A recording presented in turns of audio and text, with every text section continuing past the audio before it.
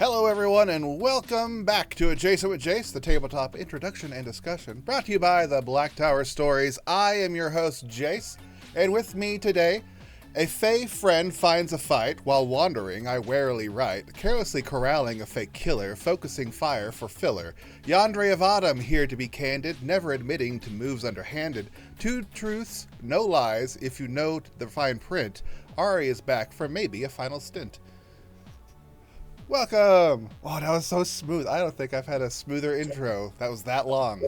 That was at least the first smooth intro for me. So, we made it. Yeah, we made I it. put a lot of effort into yours, so they just get just so much harder. But welcome, Ari. Hello. Thank you for having me back. As we learned in the pre-production, it has been 7 months since you've been on, half a year and counting. And some change. Because we don't really run this show very much. And then when we do run it, we don't run it. So there's a lot to cover. So I had a list of things to go over, but not realizing it's been that long. There's a lot more to cover than I had put on my list. But I'm a little concerned, just because I'm not going to remember half of this stuff, I'm sure. It's like when you were born. So I would like to start things off with the typical topic I always like to talk about. Is there anything you wanted to talk about first? Yes. When are we gonna see Izal turn into this werebear thing that we spent so long concerned about just for it not to happen? Well, it turns out there might be two reasons. One, Eric has probably completely forgotten about it. Two, the difference between Izal and a werebear is that Izal is just better than the werebear themselves. I just get hairy. That's about it. Oh, okay. I mean, that's fair. But we got the dominatrix outfit for Izal so that way she could turn into a werebear and not worry about hulking out and ripping all of her clothes. So, I mean, there's a payoff there that I'm still invested in, and I would love to see at some point or another. But it is what it is. It is what it is. Occasionally, I was shooting Eric some messages like, "Hey, is this a werebear thing? Is it going to happen? Did the weapons do anything or not?" No. It's like, okay. Why get weaker? I mean, that was me after my boon went away, so I understand the feeling. It's like, do I still have it? Yes. All right. Do I still have it? Yes. Great. Do I have it now? No. Queen Mab just takes it away. Oh, this is the moment. Okay, great. Love that. Pretty sure all the times beforehand was Eric has forgotten about it until you hit something with Radiant, and it just seems weird to take it now. Well, no. So Eric and I had a conversation about it at one point. He was like, it just doesn't feel right for it to just fade away. And so he's like, I let you have it until that felt like there was a good moment. The first half of that, I do feel like he just forgot about it. But then after I kept doing radiant damage, he was like, no, I need to do something about Spirit this. Guardians just does 24 points of damage all the time, no matter just what. Just consistently, let's just keep it real light. Once that became the tactic, it's like, you know what? Maybe you should lose this. To talk about werebears. Who knows? It'll be a side story where it will never come up. That would be kind of an interesting side story, though, to have just a couple of people. Izal's traveling around, and all of a sudden, Izal werebears out, and none of us know what's going on or what's happening, and then try to play that out. That would be interesting. I mean, the party has seen Izal do the werebear before. It's happened twice, or it's happened on a couple days in a row. The problem was, the only difference is my strength is a 19. With my belt, it's a 21. So I'm already strong. Belt gives you higher strength. And my resistance and immunity, I'm already resistant to bludgeoning, piercing, and slashing. So being immune to non-magical would be great, but that turns the 3 damage I would get into 0 damage. That's pretty unsubstantial. And my alignment goes from lawful neutral to neutral good. So that's it. I'm slightly nicer person who follows a little bit less rules. But Izal's genuinely a nice person already. Yeah. But I could be an asshole sometimes, so mostly. That's true. Oh, the other thing I wanted to talk about is what's going on with Caleb and Morgan and this whole like love thing. Because my last thing that I like had in my mind, or at least in my notes about Caleb, is like, when is Caleb going to fuck a god? And I feel like that's a valid question because we've had a lot of lead up to it, and I have not heard anything about a payout. And Morgan asked me specifically to look after him, so I feel like there's something there that I need to get as well. We need a nice date, like a roof, a balcony. They're not dating in their stupid closet that he sleeps in. Go somewhere nice. Where do you take a god for like a dinner? Well, that's like, then it runs into like that BG3 kind of thing where it's like, do you date them on the astral plane, or do you date them in the mortal plane? Do you date them in the prime? Do you go to a different plane to like date them? Like, there's this whole like dichotomy of information that has not been disseminated yet that I am itching to hear. I think it's Caleb has to set it up himself. That's what's important. He has to put forth the effort to be romantic, which will be hilarious. Because Caleb is far from that. So yeah, we can go on a double date. Everyone pick a couple, and we'll all go date. We'll go bowling to honor my family. That's not fair. Like, who am I supposed to take? Tyria and Callan are in the Fae. Like, you're ghost people. You're not in a relationship with them, but like they're there. Yeah, dating Celeste or Sal or Reggie, like what? No. What if we dated in the Fae? Let's go to the Fae and have a date night, and then you can have like Terry. Okay, I'll accept that. Like, we'll make that exception. That's the move forward to.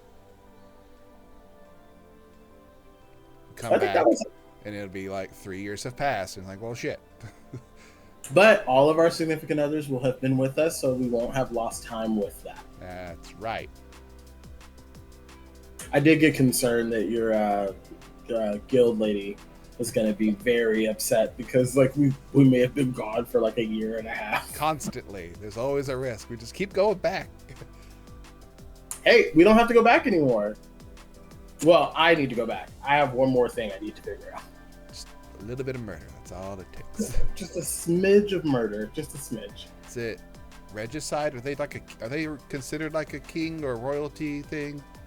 So they are, well, they're working their way of being a archfey. They're not an archfey yet. And so right now they just kind of fill the slot. It's kind of one of those things where you have a supervisor who fills in temporarily until you can find somebody else to do it. What are those called? Oh, I can't remember the actual technical term for that. But anyway, he's just kind of there. He's trying to become an archfey, but he didn't figure it out, or at least I hope he didn't get Ben to do whatever it is that he was thinking he was going to do and become an archfey while Serenos was trying to figure his way back. So with time, it's weird because like you immediately summon them that, which would immediately have let that. Who's the evil guy? I never remember his name. I'm not. I guess the one trying to become the archfey. The Pumpkin King? Yeah. So the Pumpkin King would have immediately known. Once you blew the horn, you would assume that. I blew the horn in the prime. I didn't blow the horn in the Fae. First off, he still thinks that they have the head. Oh yeah. Well, Mab didn't tell him. It's like she took the head. It's like, well, she doesn't have that either. So y'all just communicate. I mean, this should have been an email. One way or the other, he's going to be surprised. He's either going to be surprised that he doesn't have the horn, or he's going to be surprised that Serenos, full body, full head, is going to show up and chop chop. You know, kind of great. He's going to go out for the day. He's like, oh, let me grab the horn before I leave. Like, where's the horn? And then Serenos comes back. He's like, they had the head too. Ah. No. Oh no. But yeah, no, I'm excited to see the outcome of that, and that might be one of those where I have to come back a little later and play that one out. But like, I'm still excited about it. Like, the reports of my demise have been greatly exaggerated. Also, this sword wants to murder you, or really anyone here. Especially that one. I still owe Starkiller a meal, and I have not paid up on that. And he just told me that I'm gonna regret it. So I kind of don't want to feed him anything now, because I'm like, what if I feed you an Archfey, you get a body, and then you try to kill me? I'm not excited about that. This might be a return the sword now, just because, like, I didn't use it. I mean, I wore it for a little while. Can I return this and get store credit? Godwin, listen. I know I said some pretty rough things in the Fae. Can we just call this even? Just take it back. I don't want it. Detecting a lot of malice coming from that weapon now. Yeah, if it didn't like Fae before, it definitely doesn't like Fae now. It doesn't like you now. Yeah. It's Fae and Yandere. Well, I'm Fae too. That's rude. Don't specifically calling you out, though. That's true. It's like you just false promise and let it go. Like, you know what? Sometimes you gotta unfold them. I tried. I made efforts. I just can't hit with that shit. Yeah. I rolled nothing higher than a 7 when attacking with that. And like other stuff I could do, I roll like what? 15s, 16s, 14s, but as soon as I pull Starkiller out, 5. Like 6. Even when you're trying to kill the party member. Honestly, I'm kind of happy about that one though. Like that was a nice little. That would be the worst time to crit. Natural 20. Volred just gets his face status, and all of a sudden it's like, oh well, now you get chopped out. It's a taste for Fae blood. It is what it is. Anything else? No, I think that kind of covers the stuff that I wanted to talk about. All right, we'll dive right into this then. 2 characters have died since the last time we were on together. You happen to play one of them. So let's talk about that fight and dig up those old wounds. I love it. So, in the fight against the Shade, at what point did you realize this is bad? So I knew when I started fighting it and the sword became the shadowy eker thing that it was a Shade. So like from a player standpoint, I knew as soon as he pulled the weapon out, I was like, oh, okay, yeah. But my character did not know. So it was like, you know what, we're just going to play this out like Yandere would. Let's see what we're going to do. Once I missed the hold person and he closed the gap on me within like a turn and hit me and basically crit me that first hit, that was probably a good wake-up call as to be like, you know what, this is a fight that I shouldn't be in and probably won't make it out of. I think if you go back and watch the video, you can even see my face, like as soon as the fight starts and he's like says the weapon changes shape, I just go, all right, okay, well, all right, this is good. Okay, love that. And what is with everyone in these tournaments saying no healing? Yeah, because, you know, that's what a cleric does, you know? Like a cleric, a whole thing is healing. But to be fair, somebody healing back up to max, like if I was a life cleric and I just healed back up to max every time you hit me and then just whittle the fight out for a long period of time. Fight a wizard and tell them no spells above level 2. Good luck. Like, no what? fireball. No counterspell. No none of. Like, oh, what? You don't like having your primary thing taken away? Well, I have access to healing spells, so you can F off. No channel divinities. What? This seems unfair. I mean, I there was a way around it, and I used a little bit of a loophole. You used the summon. First off, you summoned 30 things. I summoned 2. Yeah. But one of them kept healing you.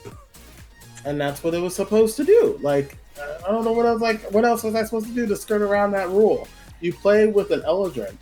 You're gonna tell me I can't heal, then I'll find something else to heal me. It's fine. I did like that. Like, well, I can't heal. Someone will heal me. And you didn't say someone else couldn't heal me. So here we are. vis-a-vis. I have a Celestial that can do that on its own. I would have never agreed to the no healing rule anyway. I was like, F this. Although as a barbarian, I was like, I don't want them healing, but like, they waste their whole turn doing that. I, as a player, know how healing works. Like, you can't out-heal the damage I can going to deal to you. So, well, unless you're a spect life cleric, and then you can dump a bunch of abilities to it, and then it's a matter of resources at that point. Yeah, so I was like, most of my healing would have been useless anyway, just because, again, as a Grave Cleric, my whole portion of healing is effective whenever someone goes down. Someone else goes down. Not me, someone else. So I was like, okay, whatever. I mean, it's going to be minimal healing anyway, but... I always think that healing in a fight should only be basically used as action economies. Like, I don't have anything to use my bonus action for, or I don't have a potent action for the situation. I would use this to heal a little bit to mitigate some of the damage. That's all it's really used for in a combat. I agree. On to the next portion of this fight that we kind of delved into a bit. The portion where Kelmac was fighting, as you were looking at it, did you think as it was going that it was good, bad? Did you have a good feeling about this? At the beginning, I had this overwhelming sense of dread. I was like, oh, no, don't come in here. Please don't do it. But then Kelmac started putting up a fight. And I mentioned this, I don't know if I mentioned this online or if I mentioned this offline, but I was like, that was the most effective I've ever seen Kelmac play. Statistically, it is. He did the most damage in that fight that he had done in any other fight. And so, like, as it went on, I was like, oh, wow, Kelmac has a chance. This is great. Like, if we were both fighting this thing together, we probably could have won. But I did no damage whatsoever to the thing. So it literally would have been me being utility and Kelmac just staying up the whole time. So I will say the beginning was a little nerve-wracking. But then towards the end, I was like, oh, wow, he's doing pretty good. And I'm excited for him. And then he got put down. And I was like, damn. It's a weird use of a word. Put down? Since he's a cat person. Oh, well, okay. Well, the shoe fits. Once you two went down, was there, because we're high level, and you're like, oh, resurrection's a thing. Did you have a moment of thought, like, maybe the Shade has something that will prevent that? I did. So I think there was even a moment where Kelmac tried to pump like a healing and it didn't take effect. So I was like, maybe all healing spells are off the table on this one. And I was like, okay, well, I either go back to Arthur or I come up with another character that's at level 13. It's a hell of a way to do it. Like, well, I guess so. There was a level of like, okay, I'm ready to just kind of hop off the stream right now because I need to process this and figure out like, okay, what am I doing next? But again, we're high enough level with a crazy amount of money for adventurers, and so like I thought, okay, there's still a chance to revive them, but I don't know if it's actively going to work. So I was like, let me just get another character created and pulled back up, or pump Arthur back up to the right level and just kind of see where it plays out from there. Then we had a sad moment during the resurrection where there was an image of Nock. Got a little sad there. Flashback. Oh, I had to step away. I was like, this is rude. Don't do this to me. I love those little bits. That's what I was careful about. Oh, touching moment. And then you got resurrected. It's like, okay. Almost committed a couple war crimes, but I mean, but that's pretty standard with our group, though. We just got told that we're pretty much responsible for a lot of dubious things, and that we have no checks and balances and could be a threat to everybody. So yeah, I mean, I get that. We definitely have close to have committed war crimes. I'm glad they didn't bring up the fact that we're pretty much responsible for the other town getting massacred from the hunt. Like, that wasn't brought up. We were just mentioning the things that happened in this town. Like, oh, good. Yeah, I was like, the hunt came once already. So, like, there's a little bit of some telltale signs there that we could have gotten in trouble for. And that's the reason why I was like, let me just go ahead and talk first, because if something's going to happen, it'll be me. And then I was like, if they try to kill me, I'll just go back to the Fae. Oh, we were fully prepared. It's like, this is about to just be us leaving. Like, we're not staying and being punished by you guys. Like, you can have the same deal you currently have. That's what we're offering you. If you don't like Except it, we talk to you instead of somebody else. like, we'll fucking leave. Like, it's no big deal. None of us live here. But we have a house. We have a summer home. We're not here. We've barely been there in general. Like, we come to the house and we're there for like 2 days, and then some fuck shit happens and we're gone to another area of the land, or we're at a different plane. We've gone to the Fae 3 times now, so like, Eric in the chat is like, oh, maybe they haven't connected the two yet. Like, I think they do know that we're kind of responsible for it, because if they didn't, they do now.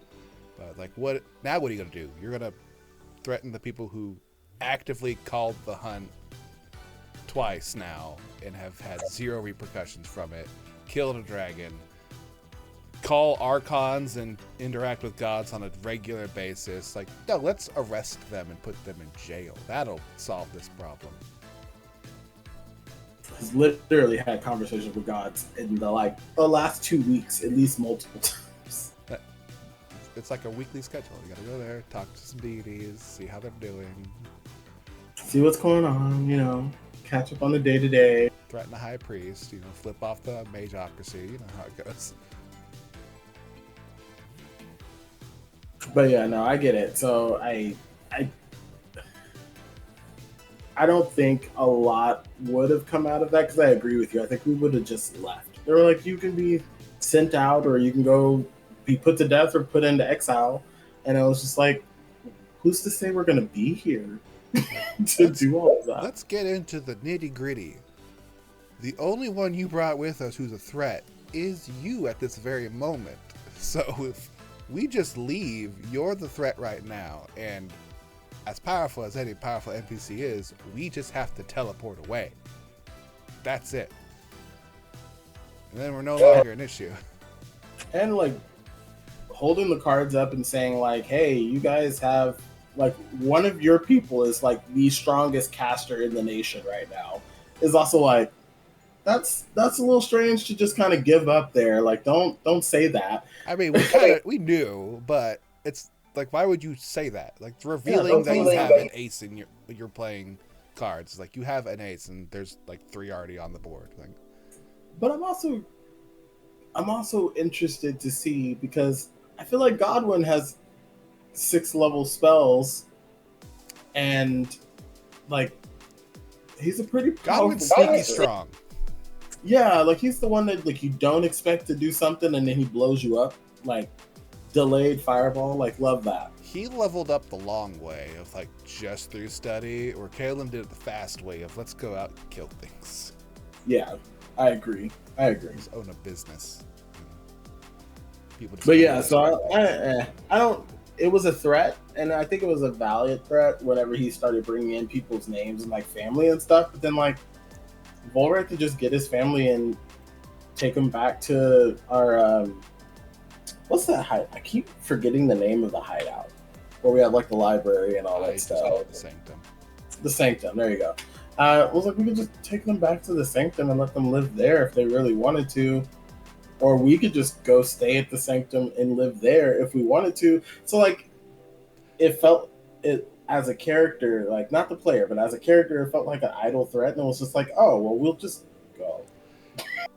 It also feels like the Guildmaster was only saying those things because those are probably brought up as, I assume these are threats from the Lyceum.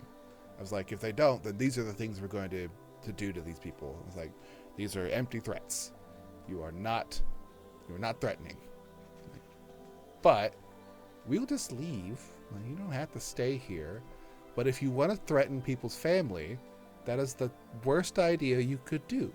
Because I've got a lot of time on my hands, and most wizards are humans and they age very poorly. Like, and I have a lot of petty.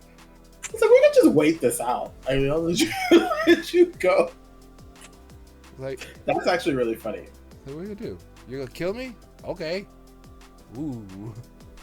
I have friends with powerful clerics, friends with deities. That's not a stopping point for me when I have a reason to hate you. And now you just don't die. I am very angry in combat now. Not only do I have twice as many hit points, but you have to whittle all that shit down and then kill me like 3 times before I stop dying. And if you go down to 0, guess what? I'm more effective. I have to go to 0, fail 3 Constitution saving throws basically in a row, and then just not die because death saves won't matter at that point. And then if I die at that point, everyone else is probably dead because you've literally killed everybody. The amount of damage that just incurs is a crazy amount.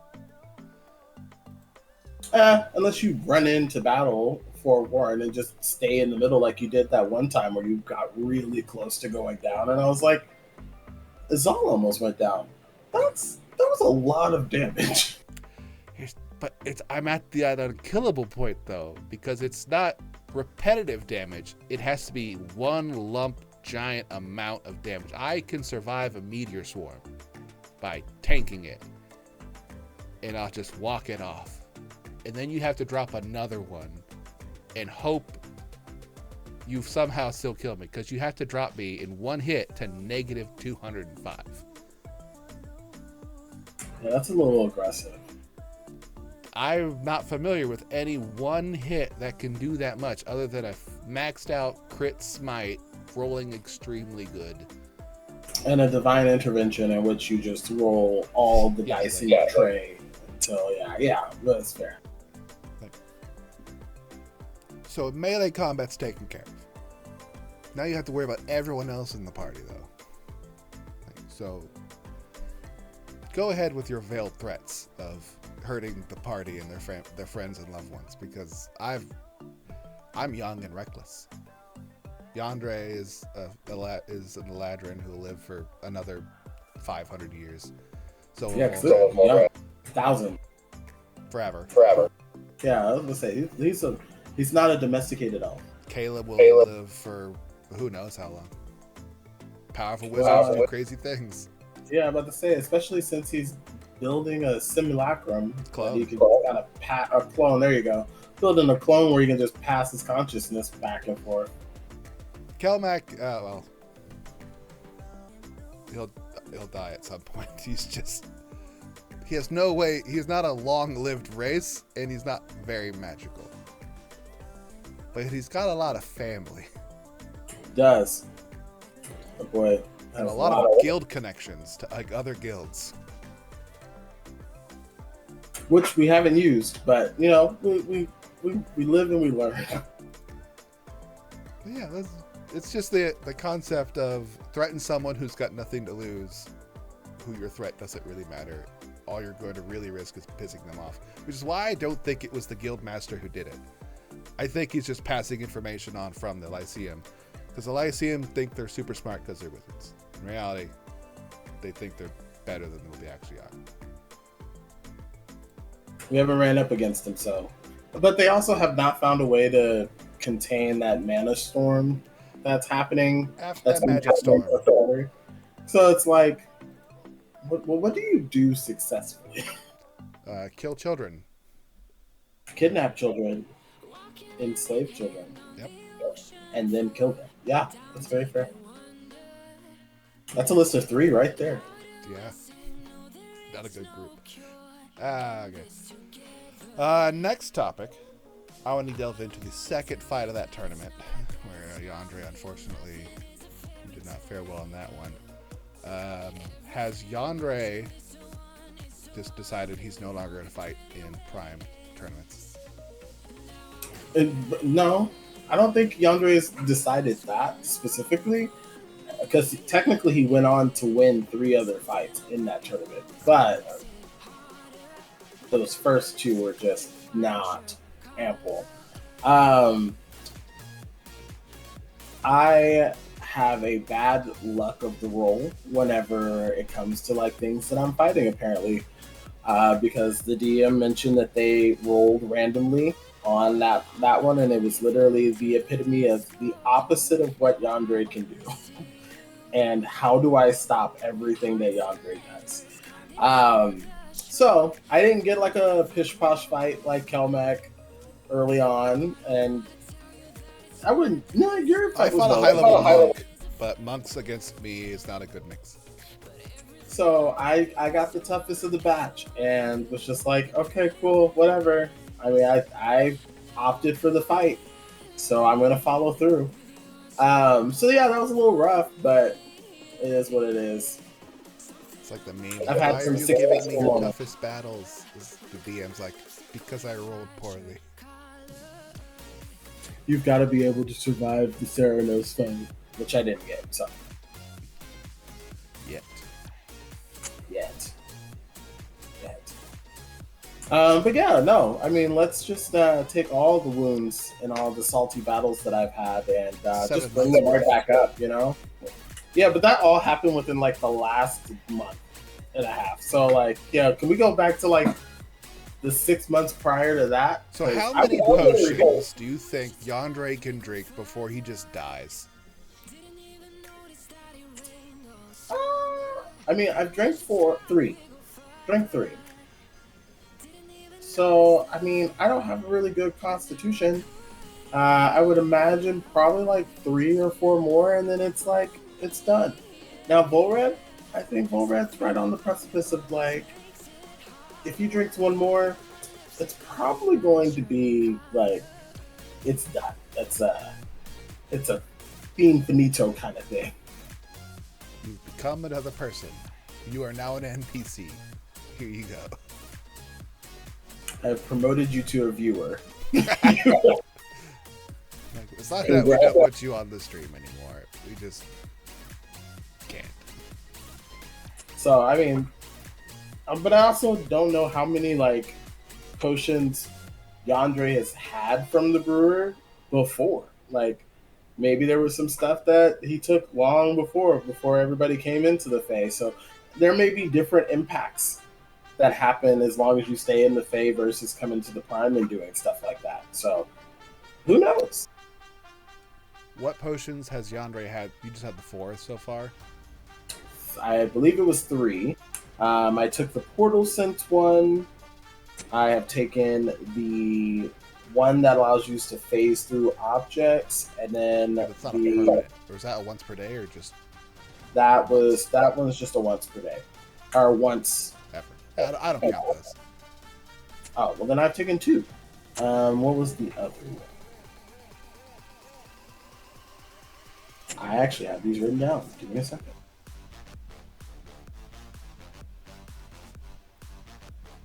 The Stardust infusion that grants dark vision and the ability to see invisible creatures.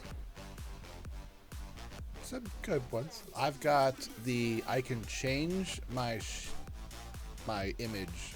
It's like the disguise self, but also alter self. It physically changes me for 15 minutes or something, like once per short rest.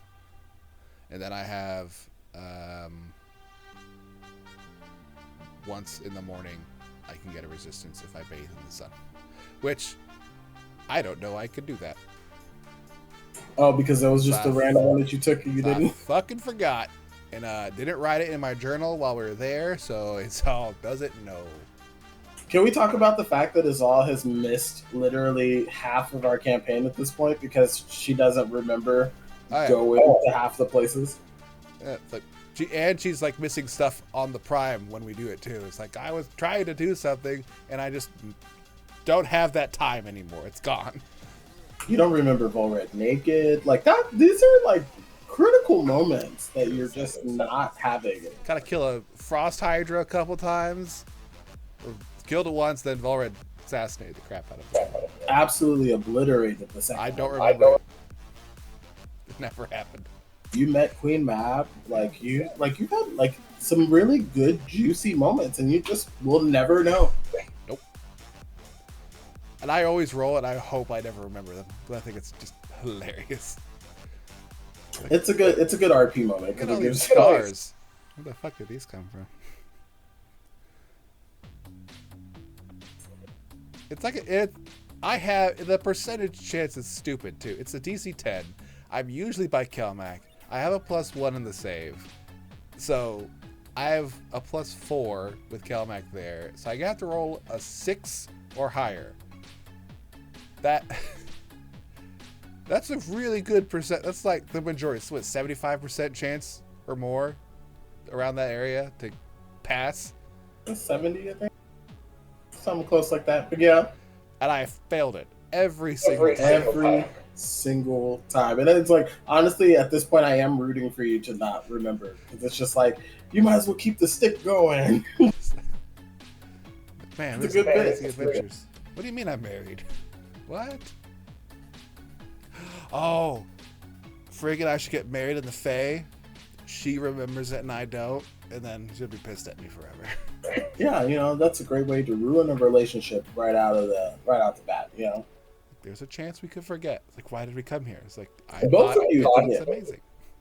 Both of you get, and then rekindle the love and do the thing again. You just get to get married twice and have that moment of joy. Apparently, we had a Fae wedding. I don't know what that is because we don't remember any of it. Oh, you got blackout drunk. It's like, no, none of it. Don't remember. Yeah. Maybe you got blackout drunk. Frigga's got some new magic powers. I'm assuming that's from something. Frigga has magic powers? From the Fae. Because if we went there, something happened, come back, now you have magic powers. I show up with magic powers. I don't know how the fuck that happens. That's also very funny. I don't know that I can disguise self. You also haven't asked. I've never done it since we were God of the Fae the first time. It's never come. You have to ask. I mean, I'm sure, like, after Volred changing his full appearance at this point, you could be like, can I do something cool like that? And we'd be like, oh yeah, you just go bathe in the sunlight and you get a resistance, and then you can just change yourself. What? They'd be like, I can? Oh shit. The thing is, like, the resistance thing can happen spontaneous. It could just like, oh, I'm up in the morning and it just happens. And I just have a resistance that I don't know about. And then, I don't know, sneeze really hard and you change shape somehow. And then just have no idea how it happened. Your shape changes, but your voice stays the same. Like, what the fuck is going on? Why is everyone looking at me weird? Like, because you're a foot taller. What? It's not a bad thing. I'm regular size. It's only for 10 minutes though, so it's not even like a long time. The crux of it is like people seeing you in the middle of changing back and forth. Yeah, like that 10 minutes up and then it's like done. But you have that dominatrix outfit that will change with you. See, Yandre's looking out for you. She also has a lot of magical powers that are just kind of weird. That she has very little idea of how any of them work, or how to use them, or if she has them. You also have that minor illusion thing too. So you have the message, the minor illusion, the ability to gain a resistance, and the ability to change your shape for 10 minutes. I have another thing too. What was the other thing? I have fog cloud. Have you ever used that? One time during a B&E. It's a valid time to use it. Yeah, that's the only time I've used it. I got those powers from drinking Bale Ale too. That was wild, I will say. That was not what I was expecting to come out of that little turn of events there. Like, well, let's give it a shot. A shot was too much. All right, next part of the question. This is all fun. Next bit here. All right, sneaking into the vault. Which vault? The second time we went in there. Because we've done it twice. So you're talking about the Pumpkin King's vault and not Queen Mab's vault. Pumpkin Okay. King. So the entire party's there. We're all powered up, have all kinds of abilities, about to do it. You're about to phase through the wall. What's the thing going through your head as you're about to go through this wall? As the rest of us are just going to stay behind. I'm hoping this fucking phase thing works. Because we didn't even know it was going to work. So, like, walking through the wall, and the next thing I was concerned about is like, oh, it's just going to take my person and not all of my items with it. I'm about to be walking through this whole thing butt-ass naked. Because that's something that Ben would do. Ben would make it to where your potion only works on just you physically and not anything else that you have. Like Mirio from My Hero Academia, just naked. Yes. Very much that. Very much that. Why do you leave his clothes here? So like I had that thought at first, and I was like, this is going to be really bad. And then the other thing I thought of was like the entity that was in the bedroom was the Pumpkin King. And like he's not an archfey, but technically really close to it. So I was like, I'm going to run in here. The phase thing is going to stop working. And I'm going to be stuck in a room with the Pumpkin King and not really know what to do and be there by myself. Not successfully get the horn and just end up dying there. And then my last thought was, oh, snap. I took this potion that makes you phase through things.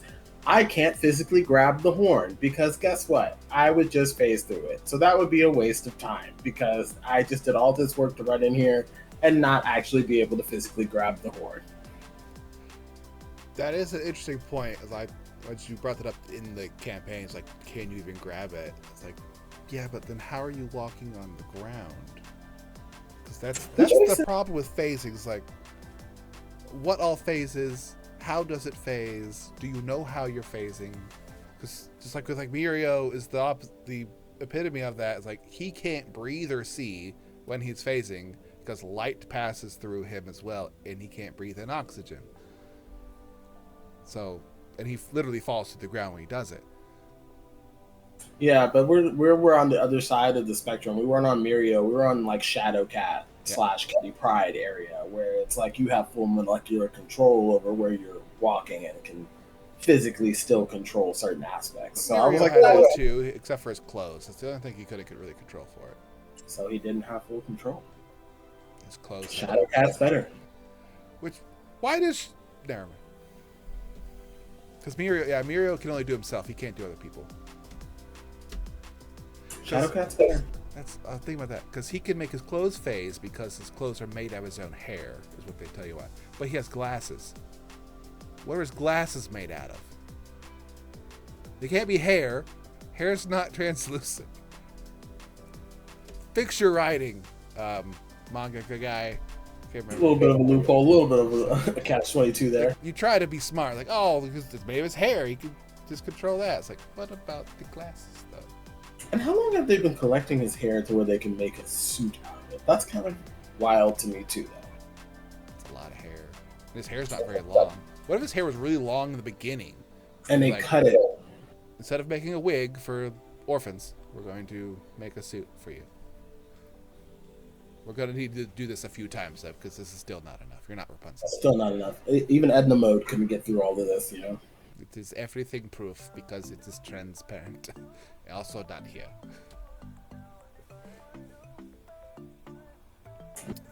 Anyway, so you do grab a hold of the horn. You book it out of there. You get back to the party. We're playing just grab ass because we don't know what's going on. We somehow signal to each other that we should be teleporting out of there because we're all invisible. We get back. Right away, you blow the horn. You know the Dark Hunt's coming. What's your thought then? Oh shit, how long is it going to take for him to get here? And also, is it the Dark Hunt or is it the Wild Hunt? Did I make a fucking mistake here? I probably made a mistake. But you know what? It's too late now. I already blew the horn. So we're just going to have to ride through with it. So we're very calm when everyone's asking you questions of like, is this the best decision? It's like, yes, this is the best decision. This is correct. That's all. I mean, what do you don't in a lot of aspects you don't freak out because the moment you freak out on the decision you made, everybody else starts freaking out. And so like as a character, Yandre's been in some sticky situations before, and he lies. Let's be real. He gets around the truth and skirts the truth a lot, and so he was just like, "Nope, this is the best decision." It could be the second best decision, but it is a best decision, and we're gonna stick with that for right now. It's like, no, this is the decision we made. But was it a good one? It's the decision we made. It's the decision we made. We didn't make this decision. We, as in like Reggie, Sal, and Celeste, and myself. I asked the group. They all said yes. No, they didn't. Reggie said no. A majority said yes. So we're going to leave it at that. Sal's not here. That's cheating. It's two out of three is still a majority. I'm just throwing it out there. You own 51%. So if it was 1-on-1, it's still. One said yes, one said no, the other abstained. That's how it works. But yeah, no, there was definitely some hesitancy on that decision because it was just like, what did I just do? And you know what? We just brought an Archfey into the Prime, which, to be fair, is probably a good place to fight the Archfey because they're not in their home territory. So I was like, you know, there's some pros and some cons to all of this. More cons than pros, but I just rolled 3 nat 20s on sneak, or stealth. So I'm gonna go ahead and take my dice rolls and kind of run with it. He sneaks. No, this boy sneaks. This boy is just plus. Yeah, so it's originally just a plus 12, which is still phenomenal sneaking. But that extra boon that was on there that gave me another plus 10 made that 42 hit pretty hard. Reminds me of Anaya. Like I said, you guys just exist somewhere else. The in-between realm with all the other rogues. Like, Anaya, Yandere, and Bryson. Like, what'd you roll? 42. What'd you get? 43. It's like, who's that over there who's like facing... Oh, them? They got a 50 once. A 50? Damn. Wow. That guy's cool. That guy's snakes. He's in the darkest of corners. But yeah, no. So, but yeah, just to bring it all back, yeah, there was definitely some... that decision making was very rash, but also thinking in the fact that the Fae time and the Prime time are completely jumbled. I didn't want to risk there being like a year worth of time happening in like a span of 2 minutes, and the Pumpkin King finding some way to become an Archfey and then having like a big fiasco. So I figured, you know what, we're in the Prime, we made it out, I safely got the horn, time to blow this bitch. There's no making sense of how the Fae time works either, because it just doesn't. Suppose what if, like, you blow the horn to have them attack a town on the Prime, and they go and they attack the town on the Prime, and a year passes in the Fae, but during that year you also wanted to have the horn blow and attack someone else. You couldn't do that, because it's already doing something else, and now it's on a delay. I will say the DM did allude to the fact that Archfey have different control over like how the time is impacted, or at least how they are influenced by the time, because I made it a point to tell Serenos, or the Lord of the Hunt, I was like, we didn't want it to run into an issue where he ran into power, and he was like, no, I can handle it, I'll be fine, I'll go resolve this right now. As if like he's going right back to the instance in which we left. So the Fae time is like a Rubik's Cube, where all the times are all constantly mixed up, and occasionally they all match for a little while, and then they all split up and do their own shit for a little bit. Which we love. You know, Fae portals, Fae traps, they're the best. Don't want to go back anymore. I'm going back one more time at least. Well, it'll be at least twice. 4 more potions, that's all we need. Solid. Too much.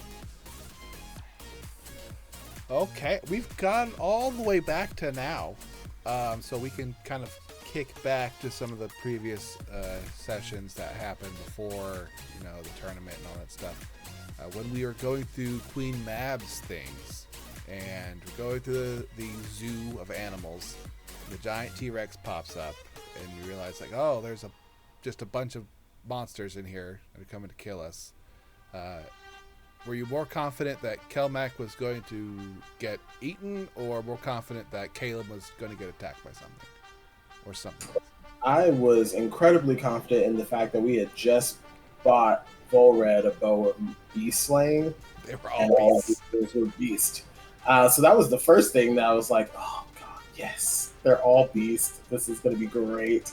And the stag. He did. Caleb was staying pretty far back for the most part, and so I was more confident that Kelmac was going to get hit and beat up, especially because he ran in that one corner by himself for a second, and it was just like, I don't know if this is the best idea for you. But again, this is before. Was this before or after we got attacked by the Shade? That was before. Which the Basizozozum? It was before. Yeah, Mab's little display cabinet of animals and beasts. That was before we got attacked by the Shade. So I hadn't seen Kelmac really Kelmac. So yeah, I was like, ooh, he's gonna get hurt. This is gonna get real bad. But I'm here. I can heal him. It'll be fine. As long as they don't get 15 turns on him in the one round before I get a chance to do anything about it. I was excited to face against a bunch of creatures that had nothing but bludgeoning and piercing and slashing damage. It's like, oh, thank God. I was actually more concerned about the librarian than I was the actual beast that we ran into. The librarian that was in the other room? Yeah, the archivist, the lady who just kind of stood there and was walking around, and I was like, this is an archfey. And we're about to walk into this place and think that we're going to, run in there and try to attack her immediately and then just get destroyed by an archfey. Love that journey for us. So I was worried about everybody else's interactions. But I was like, we're about to run into a fight with an archfey, and I don't think we're ready for that. I mean, in our track record, we typically don't attack mysterious fey creatures that are humanoid. We'll attack the ones that look like monsters, though. We'll shoot the hell out of them. But if they look like a person, we're typically like, oh, that's probably someone we shouldn't attack immediately. Which, honestly, is probably the opposite that we really should be acting upon. Because chances are, if they're humanoid, they're probably from the Prime and visiting, or are a little more attainable. Because the beast in the Feywild are actually the ones you should be concerned about. Run into a random Trent because you think you're chopping down wood, and all of a sudden this tree is bludgeoning you to death. It's a different environment.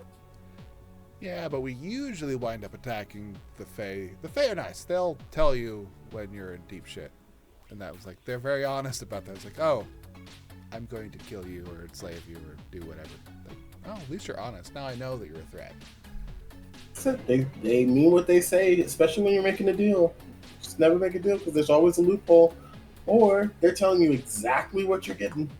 What was the deal with Jack Frost? Because I feel like he was just wasting our time for a good portion of the quest. That's what it sounded like, because he sent us on that little quest and we got nothing of it. So I do think he was wasting our time. Faye. Can't trust him. Good old Jack. I was like, bro, we're trying to give you your crown and stuff so that way you can get free. But I guess it is what it is. The winter people are shisty. They're shisty and shady and keep a lot of information. Because they're cold. They need some vitamin D. That's why they're always trying to muck around in autumn and stuff, because it's just the perfect temperature. It's really nice, and it's basically like a sunset the whole time. What's your favorite season? Genuinely, yeah, you. No, fall. Literally, autumn is my favorite season. That is one of my favorite. It's my favorite time. in Texas, you don't get very much autumn. You get like a week and a half. You get relaxed summer. That week and a half is solid. And like my allergies aren't as bad. Because in spring, my allergies are horrible. In summer, it's always like triple digits. Like that just, in winter, sometimes we get a warm winter, and then other times we get like ice Mageddon. And we don't know how to drive in ice and snow. So it shuts everything down, and it's not fair. And our infrastructure is not meant for it. So, like, the only thing that's left is autumn/fall. I agree. It is the best season. Well, we're getting near the end, Ari. I'm going to need you to get, before you roll my D percentile, I need you to tell me who's on your Deadpool now that all these people have died. You being one of them. I mean, we've hyped up Caleb dying so much. Well, he hasn't technically died. He's been on the brink of death, but has not died. I would love to see Caleb die before the end of this campaign. Just so we can just call it even, because we've been saying Caleb. Well, it used to be Gorbeck, but now we're just saying Caleb, and he has been the one that has snuck past this whole thing. Hear that, Eric? We need Caleb to die before the end of this campaign. That's just how I'm feeling, you know? It may be right, it may be wrong, but I'm just tossing that idea out into the ether, you know? Eric, I've heard thy prayer. So, now that you put your thoughts into the Deadpool for Caleb, I need you to roll me that sweet D percentile to see what chaos magic you've invoked on us. Your boy rolled a 36. 36. Oh, roll me a D10. A 3. Your age changes a number of years equal to the roll. If it rolls odd, you get younger. If it rolls even, you get older. So you are 3 years younger. Okay. For an Eladrin, which means nothing. It means nothing. 30 seconds. We love it. 3 years is like half a month. Yeah. We love it. Well, we've come to a conclusion here at the end of the Adjacent with Jace episodes. I don't know, was it 74? I don't remember anymore. But Ari, glad you could come in here. Hope you had fun regaling about 73. Man, feels like longer. Doing this for a long time. 3 years of this stuff. But glad you could show up, talk some stuff, tell the truth about how Yandere was just winging it basically the entire time in that last bit. And as we get closer to the end of the Adventures in Athoria, eventually we will have what I hope to be a final recap Adjacent with Jace, where we just go over everything. We're going to go over everything. What happened to Arthur? What happened to Gander? What's going on? How do we all think about things? We'll reveal the final stats for this season, and we'll tell Eric that he is an okay person and an even better DM. But with that being said, I'd like to thank you all for coming. I'd really have to go. I hope you liked watching this really crappy show. So please like, follow, and subscribe is what I am supposed to say. And as always, we'll see you next Tuesday. Good night, everyone. Mwah. Au revoir. Farewell.